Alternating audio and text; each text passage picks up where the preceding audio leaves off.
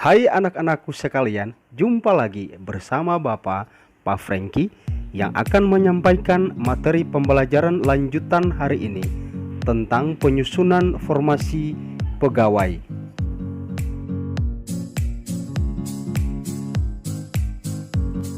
Adapun tujuan pembelajaran kita hari ini 3.5 siswa memahami pengertian formasi. 3.6 siswa memahami sistem penyusunan formasi pegawai. 3.7 siswa memahami proses penyusunan formasi. 3.8 siswa memahami faktor-faktor penyusun formasi pegawai. 3.9 siswa memahami pembuatan dokumen perencanaan kebutuhan pegawai. 3.10 siswa membuat kesimpulan. Pada pembelajaran minggu lalu, kita sudah membahas tentang pengertian perencanaan. Kemudian yang kedua adalah kita membahas tentang tujuan penetapan formasi. Kemudian yang ketiga, kita sudah belajar tentang prinsip-prinsip penyusunan formasi. Pasti di antara kalian sudah mengerjakan tugas yang diberikan oleh Bapak. Hari ini kita akan melanjutkan pembelajarannya dengan materi lanjutan adalah sistem penyusunan formasi pegawai untuk mata pelajaran otomatisasi tata kelola kepegawaian. Sistem penyusunan formasi pegawai. Tetapi terlebih dahulu kita harus mengetahui apa yang dimaksud dengan formasi. Formasi adalah ketersediaan lowongan pekerjaan. Kemudian, sistem penyusunan formasi pegawai terdiri dari 3 hal. Yang pertama adalah sistem formasi kawan. Sistem formasi kawan ini merupakan suatu sistem kepegawaian yang bersifat subjektif. Artinya, pengangkatan seorang pegawai berdasarkan atas hubungan pribadi antara pihak yang mengangkat dengan pihak yang diangkat.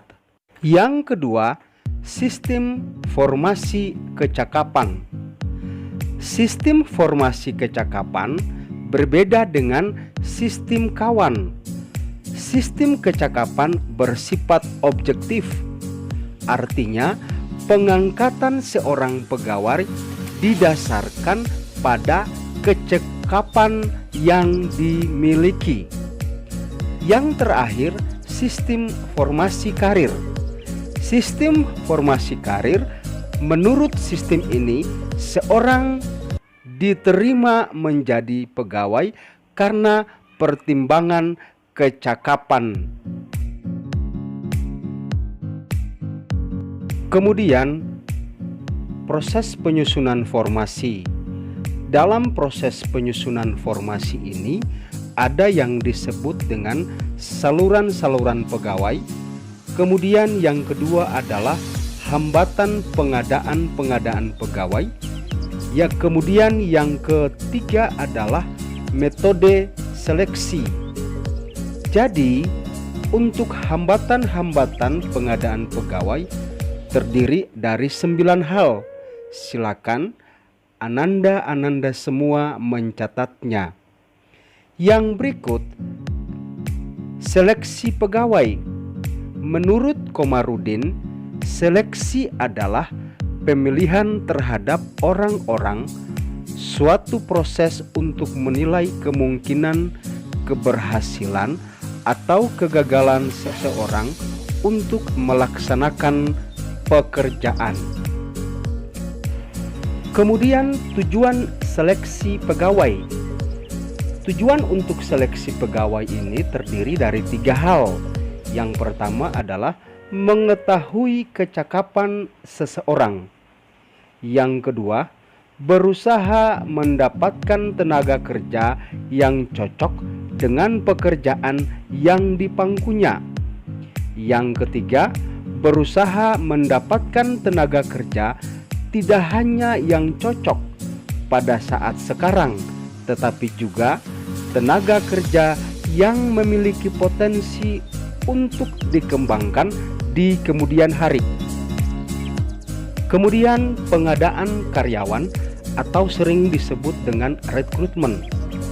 Menurut Hardy Handoko, rekrutmen adalah suatu proses pencarian dan pengikatan para calon karyawan atau pelamar calon karyawan yang mampu untuk melamar sebagai karyawan.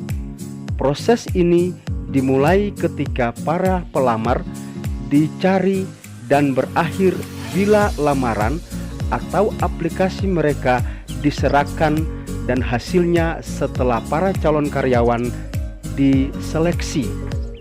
Kemudian tentang saluran-saluran pegawai, silakan Ananda semua mencatatnya di buku catatan. Ada 3 sumber penawaran intern, yaitu penataran. Penataran itu adalah mendidik dan memberikan latihan. Yang kedua, pemindahan adalah posisi yang kurang disenangi ke posisi lain yang lebih memuaskan kebutuhan. Yang ketiga, pengangkatan, yaitu pengangkatan ke jabatan yang lebih tinggi lagi. Kemudian, faktor-faktor penyusun formasi pegawai. Penyusunan pegawai pada dasarnya harus mengacu pada faktor-faktor tertentu. Beberapa faktor yang perlu diperhatikan dalam penyusunan formasi diantaranya adalah: 1. Dasar penyusunan formasi. Yang kedua, sistem penyusunan formasi. Yang ketiga adalah analisa kebutuhan pegawai. Yang keempat adalah anggaran yang tersedia. Faktor yang mempengaruhi penempatan formasi diatur dalam Pasal 2 Peraturan Pemerintah Nomor 5 Tahun 1976. Dari pelajaran hari ini, silakan Ananda semua membuat kesimpulan pada kolom komentar yang tersedia pada YouTube channel SMK Pegeri 2 Cianjur. Terima kasih. Assalamualaikum warahmatullahi wabarakatuh. Pak Franky pamit dari kalian semua. Tunggu materi pembelajaran di semester